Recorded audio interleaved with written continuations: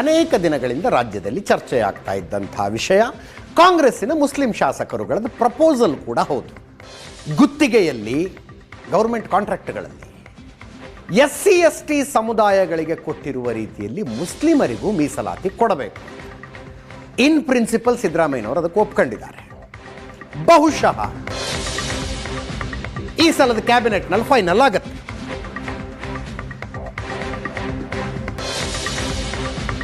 ಇದರದ್ದು draft ಜನವರಿಯಲ್ಲೇ ready ಆಗಿದೆ. ಜಮೀರ್ ಅಹ್ಮದ್ ಖಾನ್ರ ನೇತೃತ್ವದಲ್ಲಿ ಮುಸ್ಲಿಂ ಶಾಸಕರುಗಳ ಬಂದು ಸಿದ್ದರಾಮಯ್ಯನವರಿಗೆ ಮನವಿ ಮಾಡಿಕೊಂಡಿದ್ದು 4% ಮೀಸಲಾತಿ ಅಲ್ಪಸಂಖ್ಯಾತರಿಗೆ ಬೇಕು ಅಂತ.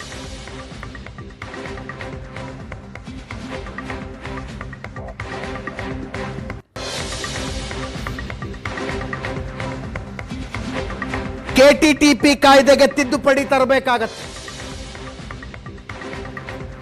ಇವತ್ತಿನ ಸಚಿವ ಸಂಪುಟ ಸಭೆಯಲ್ಲ ಆದ್ರೆ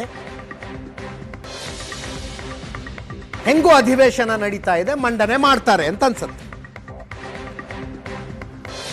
ನಿರೀಕ್ಷೆಯಂತೆಯೇ ಬಿಜೆಪಿಯ ವಿರೋಧ ಇದೆ. ಅಲ್ಪಸಂಖ್ಯಾತರಿಗೆ 4% ಮೀಸಲಾತಿ ಕೊಡಬೇಕು ಅಂತ ಮುಸ್ಲಿಂ ಶಾಸಕರುಗಳ ಒತ್ತಾಯ.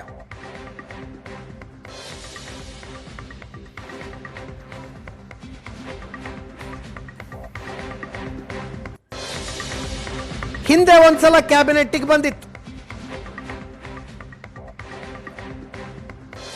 ಮಾಧ್ಯಮದಲ್ಲಿ ವಿಪರೀತ ಚರ್ಚೆಯಾದ ಕಾರಣಕ್ಕೋ ಏನೋ ಹಂಗಂಗೆ ನಿಂತೋಯ್ತು.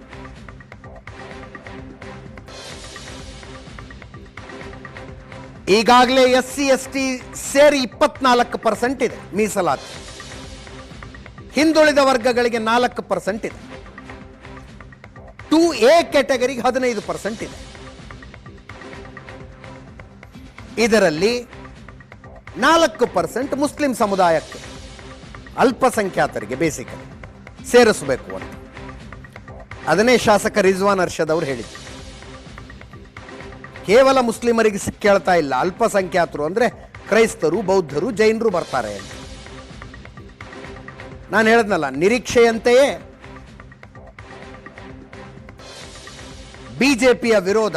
ವಿಜೇಂದ್ರರು ಮಾತಾಡಿದ್ದಾರೆ, ಇವರ ಯೋಗ್ಯತೆಗೆ 20 ತಿಂಗಳಿಂದ ಅಭಿವೃದ್ಧಿ ಕಾಮಗಾರಿಗೆ ಚಾಲನೆ ಕೊಟ್ಟಿಲ್ಲ, ಶಾಸಕರಿಗೆ ಅನುದಾನ ಕೊಡೋದಕ್ಕಾಗಿಲ್ಲ. SC/ST ಸಮುದಾಯಗಳವರಿಗೆ ಟೆಂಡರ್ಗೆ ಮೀಸಲಾತಿ ಕೊಟ್ಟಿದ್ದಾರೆ, ಆದರೆ ಎಲ್ಲಿ ಟೆಂಡರ್ ಕರೆದಿದ್ದಾರೆ? ಟೆಂಡರ್ ಕರೆದ್ರೆ ತಾನೇ ಮೀಸಲಾತಿ ಜಾರಿ ಆಗೋದು.